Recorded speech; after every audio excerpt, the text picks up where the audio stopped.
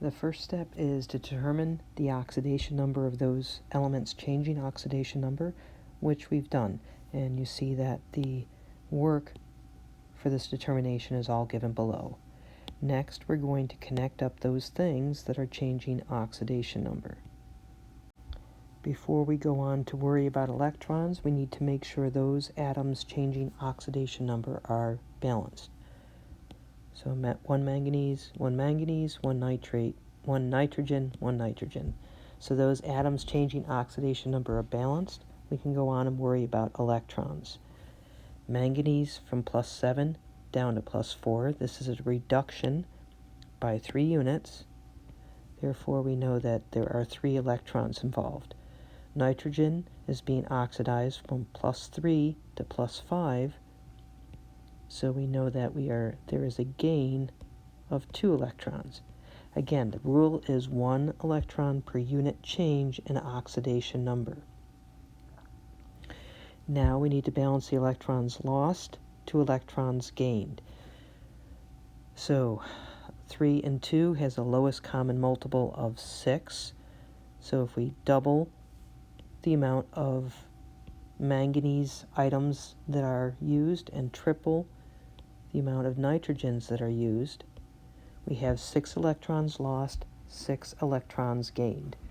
Next step is to balance for charge. We see that this is in basic solution, so in order to balance charge, we add hydroxides.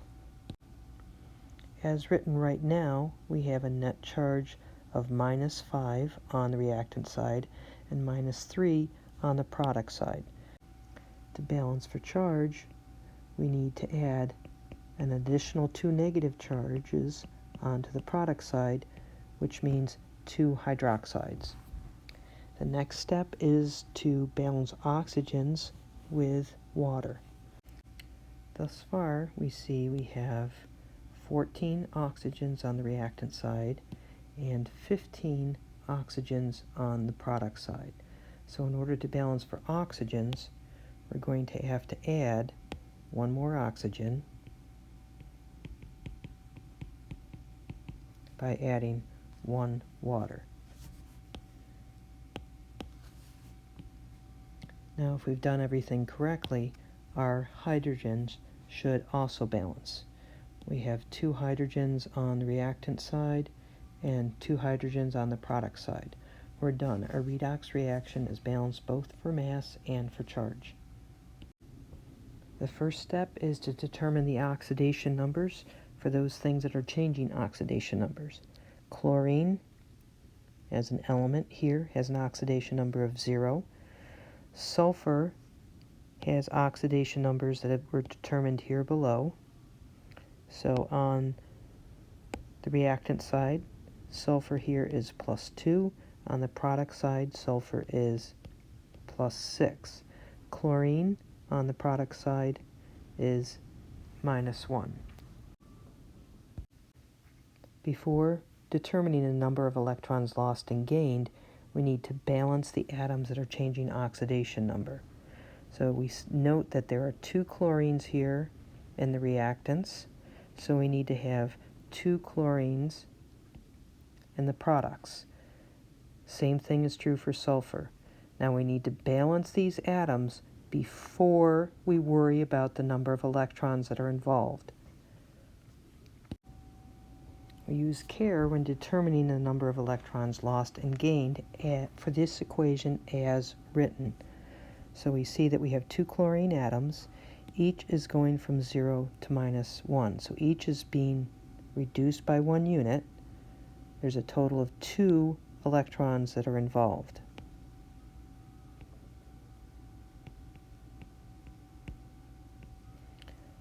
For the sulfur, we see that there are 2 sulfur atoms, each changing by 4 units. Each is being oxidized by 4 units, +2 to +6.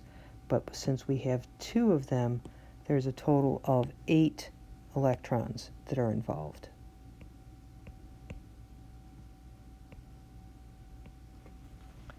Now we can balance the electrons lost to the number of electrons gained, And to do so, we want 8 electrons lost, 8 electrons gained.